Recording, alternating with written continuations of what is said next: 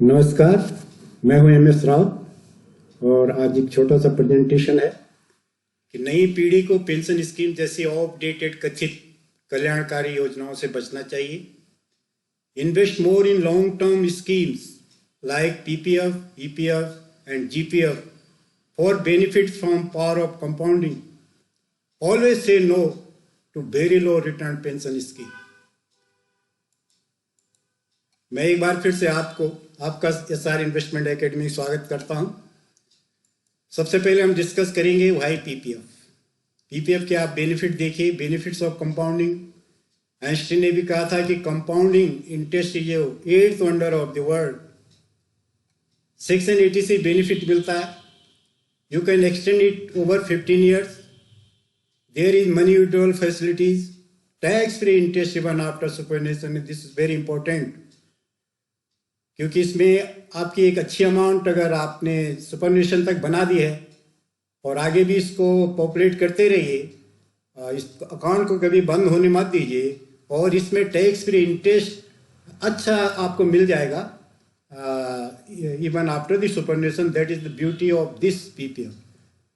Do not close account till scheme closes irrespective of interest rate, because due to the compounding your sum will be much higher than any other deposit scheme. Check nomination and leave this treasure to grow with time.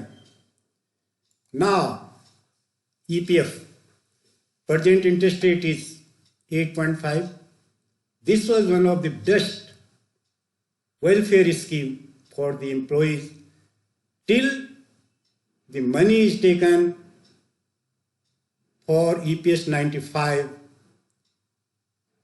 C the benefit of compounding. इसमें 35-36 साल की compounding effect मिलता है और आपका पैसा इतनी times multiply होता है कि इसको जो पावर ऑफ कंपाउंडिंग का रियली बेनिफिट यहाँ मिलता है।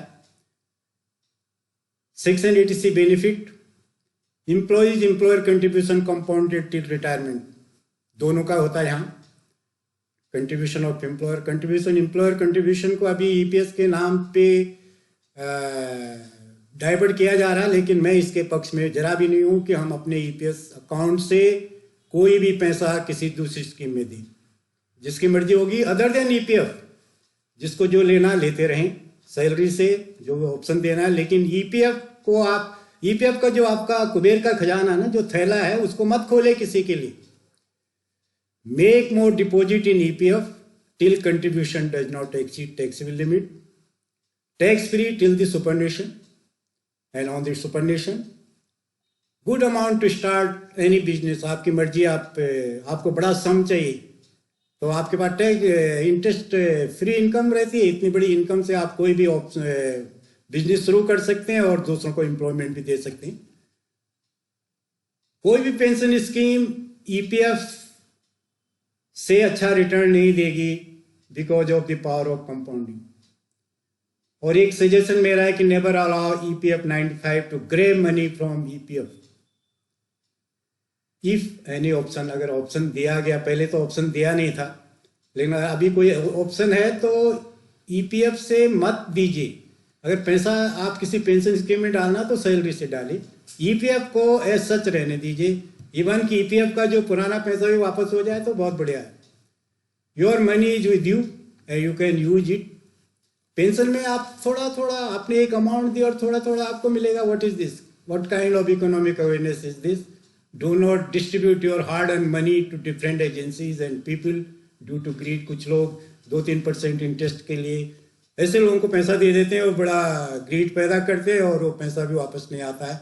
तो किसी अपने पैसे को कुछ नहीं है तो आप FD करके अपने बैंक में रखिए, that is more than enough. Improve your financial awareness, ये बहुत जरूरी है। ओवर द टाइम 30-35 साल सर्विस करते हैं तो आप अपने फाइनेंशियल अवेयरनेस को, पहले नहीं होता था लेकिन आज की पीढ़ी इसको अच्छी तरह से कर रही है। और आज की पीढ़ी जानती है कि ये छोटे मोटे EPF PPF से बढ़कर लोग आजकल स्टॉक मार्केट, करेंसी मार्केट और कॉम्पिटिटिव मार्केट में भी जाते हैं। कई हमने देखे IIT से लोग कहते हैं कि don't call me for the job, I will start my trading business. तो लोगों का जो फाइनेंशियल अवेयरनेस बढ़ रही है, उसके रहते हुए तथाकथित कल्याणकारी स्कीम पेंशन को हमेशा नो कीजिए। No pension scheme will give you better return than the EPF. And सरकारी कर्मचारियों के लिए कुछ एक जीपीएफ का भी प्रावधान था, बेनिफिट ऑफ कंपाउंडिंग वहाँ भी है 7.1%. ये पीपीएफ के तर्ज पे ही है, लेकिन this is only for the government employees, no employer contribution. इसमें अपना ही होता है, 1% आपको, एक सैलरी का कुछ परसेंट आपको डालना, लेकिन उसमें दिया है कि मैक्सिमम भी आप डाल सकते हैं, जितना आप चाहें उसमें डाल सकते हैं. और ये टैक्स फ्री है टिल एंड ऑन सुपरनेशन. मेरा सजेशन है कि make more deposit in GPF regularly to get the benefit of compounding.